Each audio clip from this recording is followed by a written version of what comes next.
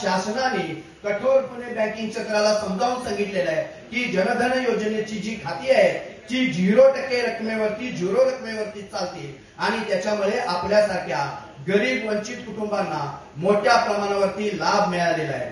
तिसरी सगळ्यात महत्वाची योजना आहे डिजिटल इंडिया। आपण सर्वजण त्याचा अनुभव घेतोय, आपण मोबाईल वापरतोय, सोशल मीडियाचा वापरतोय आणि सगळ्यात महत्वाचं डिजिटल पेमेंट सुद्धा आपण मोठ्या प्रमाणावरती करतोय। पहिल्यांदा आपल्याला सुट्टे पैसे जवळ ठेवायला लागत होते, वेगवेगळ्या कारणांसाठी आपल्याला एटीएम मध्ये जाऊन बँकेमध्ये जाऊन पैसे काढण्याची वेळ होती। आज आपल्या मोबाईलच्या एका क्लिकवरती आपण यूपीआय पिन टाकल्यानंतर यूपीआयच्या माध्यमातून मोठ्या प्रमाणावरती आपण छोटे छोटे आर्थिक व्यवहार करत आहे। आपलं जीवन सुखकारक झालेलं आहे। दुसऱ्या देशातून ज्या वेळेला पंतप्रधान राष्ट्राध्यक्ष भेट देतात आणि आपले छोटे छोटे भाजी विक्रेता असतो, छोटा दुकानदार असतो, त्याच्याकडे सुद्धा स्कॅनर असतो आणि आपला व्यक्ती क्यूआर कोड स्कॅन करून एका क्षणामध्ये पैसे पाठवत असतो। डिजिटल पेमेंटचं महत्व त्या परदेशी लोकांना सुद्धा आपल्या भारतातील या सगळ्या योजनेचं कुतूहल वाटतं। आपल्याकडे सर्व लोक साक्षर नाहीयेत, सर्व लोक डिजिटली साक्षर नाहीयेत, तरी सुद्धा सरकारने ही योजना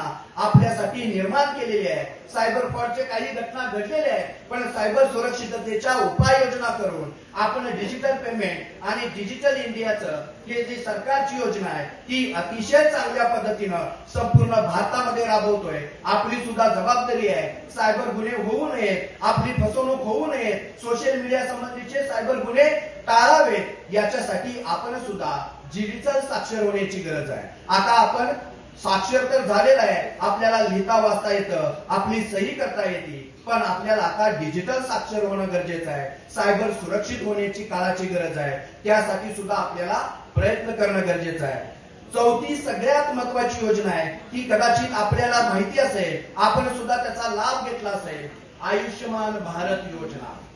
5 लाख रुपयांपर्यंतचे वंचित दुर्बल घटकातील ज्यांचं आर्थिक उत्पन्न कमी आहे अशा घटकातील लोकांना सर्व मोफत उपचार करण्याची ही योजना आहे। आरोग्य हे आपल्या अत्यंत जिव्हाळ्याचा प्रश्न आहे। आपण सर्वसामान्य कुटुंबातील लोक आरोग्यासाठी आपल्याकडे निधी उपलब्ध नसतो। दवाखान्यामध्ये गेल्यानंतर आपल्याला जाणवतं की आपल्याला जर पेशंट ऍडमिट करायचं असेल तर पहिल्यांदा आपल्याला ऍडव्हान्स भरावा लागतो।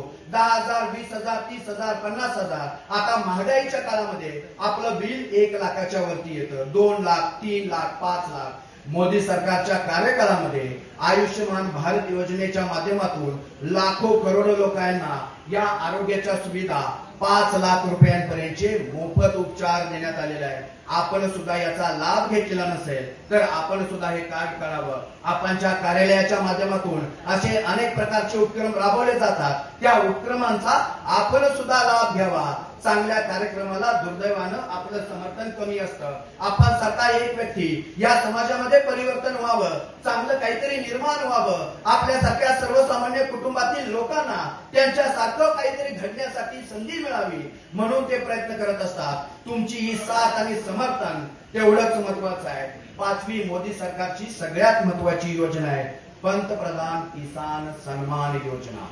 शेतकऱ्यांसाठी दरवर्षी 6,000 रुपयांची ही मदत करणारी योजना तुमच्या आमच्या सर्वसामान्य लोकांसाठी केलेली आहे। एवढे वर्ष शेतकऱ्यांसाठी अनेक योजना राबवल्या, पण शेतकरी प्रधान, कृषी प्रधान या देशामध्ये शेतकऱ्यांसाठी डायरेक्ट अनुदान देणारी कोणतीही योजना कोणत्याही सरकारनं राबवलेली नव्हती। मोदी सरकारच्या काळामध्ये आपल्याला किमान 6,000 रुपये दरवर्षी मिळतात। खूप मोठी रक्कम नाहीये, पण सुरुवात ही कधीतरी लहान असते आणि त्या लहान सुरुवातीतूनच भविष्यामध्ये मोठं रूप धारण केलं जातं। त्यामुळे आपल्याला मिळणारे 6,000 रुपये भविष्यामध्ये 12,000 रुपये होतील, 1 लाख रुपये होतील, अशी अपेक्षा आपण धरायला हरकत नाहीये।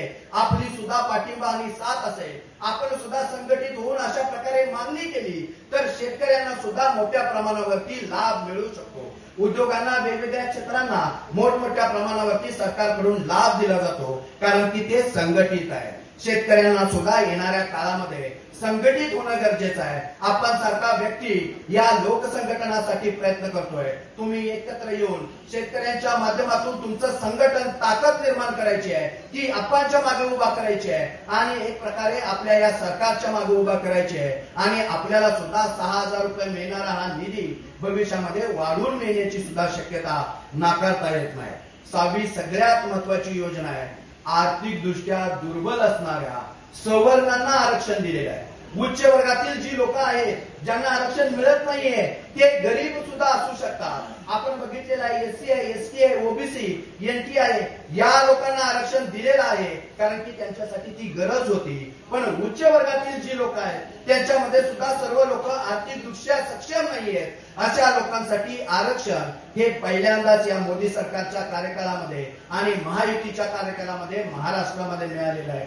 ईडब्ल्यूएस असेल किंवा एससीबीसी असेल, या आरक्षणाच्या माध्यमातून तुम्हाला फी माफी मिळालेली आहे, सवलत मिळालेली आहे. ऍडमिशन मध्ये सुद्धा 1-2% कमी झालेले आहे. आजच मी एक 12वी झालेल्या विद्यार्थिनीशी संवाद साधत होतो. ती सांगत होती जर मी मुलगी असते, ओपन असते, तर मला कदाचित 94-95 मार्क्सला जे मेरिट क्लोज झालं असतं, तो जर मी फॉर्म ईबीसी मध्ये भरला, एसीबीसी मध्ये भरला, तर कदाचित मला 91-92 म्हणजे 3-4% फरक तिला मिळू शकतो.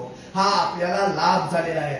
ओपन गटामधील जी लोक आहेत, सवर्ण आहेत, उच्च वर्गातील आहेत, त्यांच्या कुटुंबातील मुलामुलींना प्रवेश मिळवण्यासाठी, सरकारी नोकरीसाठी, फी माफीसाठी या योजनांचा मोठ्या प्रमाणावरती लाभ झालेला आहे. तुम्ही पलूस सारख्या नगरीमध्ये आहात, सांगली सारख्या सदन आपल्या भागामध्ये आहात म्हणून याचं महत्व कदाचित आपल्याला नसेल. पण भारतातल्या दुर्गम परिस्थिती असलेल्या महाराष्ट्रामधल्या दुर्गम भागामधल्या लोकांसाठी, गरीब वंचित लोकांसाठी हे महत्व खूप आहे. त्यामुळे याचं महत्व आपण सुद्धा लक्षात घेणं गरजेचं आहे. 7वी महत्वाची योजना आहे. 34 वर्षानंतर आपल्या देशातलं शैक्षणिक धोरण बदलण्यात आलेलं आहे. 34 वर्ष कोणत्याही सरकारनं हे शैक्षणिक धोरण बदलण्याचा प्रयत्न केलेला नाहीये. मोदी सरकारच्या कार्यकाळामध्ये आपल्या देशातलं हे धोरण बदलण्यात आलेलं आहे. फक्त थेरोटिकल